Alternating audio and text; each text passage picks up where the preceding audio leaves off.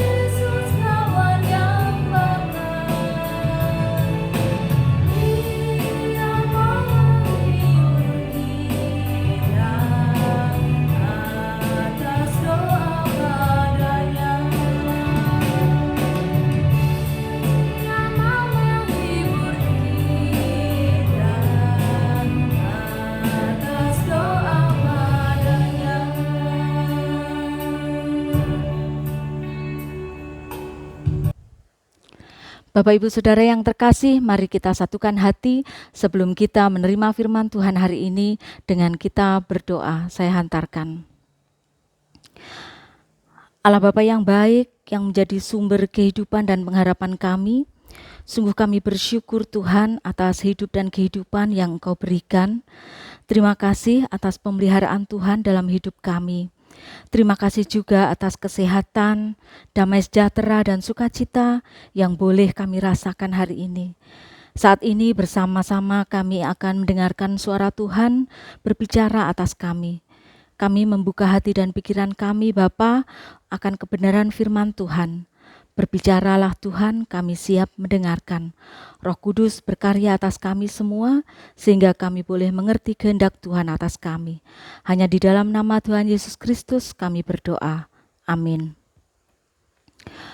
Bapak Ibu Saudara yang terkasih, mari kita membuka Alkitab kita dengan kita membaca kitab Injil Yohanes 1 ayat 47 sampai 51.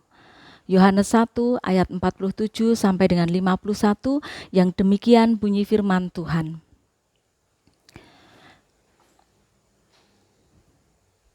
Kata Filipus kepadanya, "Mari dan lihatlah."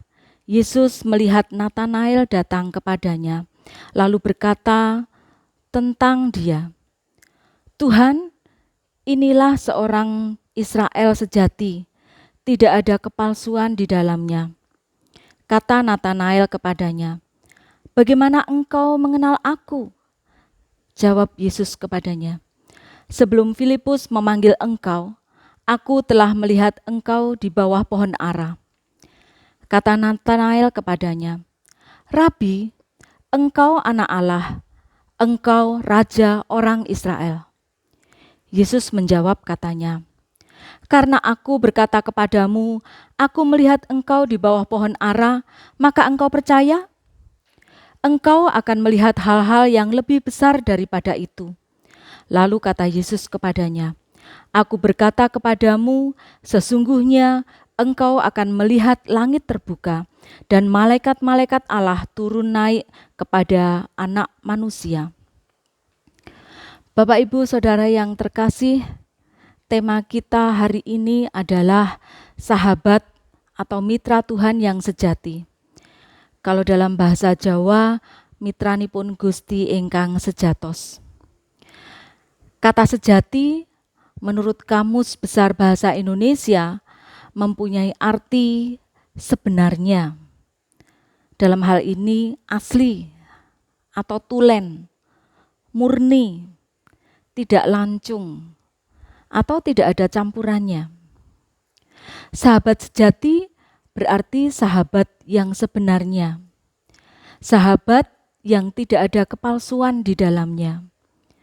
Sahabat yang tidak ada tendensi apapun. Sahabat yang ada dalam suka maupun duka. Sahabat yang mengutamakan kejujuran di atas segala-galanya. Injil hari ini mengupas tentang pertemuan antara Natanael dengan sang rabi.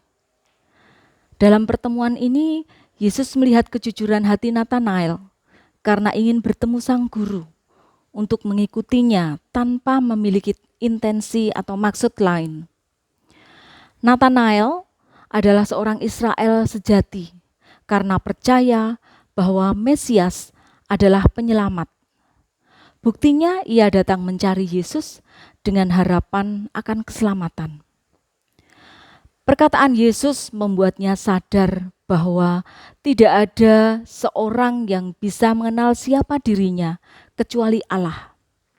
Ia percaya bahwa Yesus adalah Mesias yang dinantikan. Maka ia berkata, "Rabi, engkau anak Allah, engkau raja orang Israel." Bapak, Ibu, Saudara yang terkasih, bacaan Injil kita hari ini merupakan sebuah ajakan untuk melihat kembali atau mengkoreksi diri kita masing-masing, melihat kembali relasi kita dengan sesama. Apakah dalam relasi yang terjalin ada kepalsuan atau kejujuran?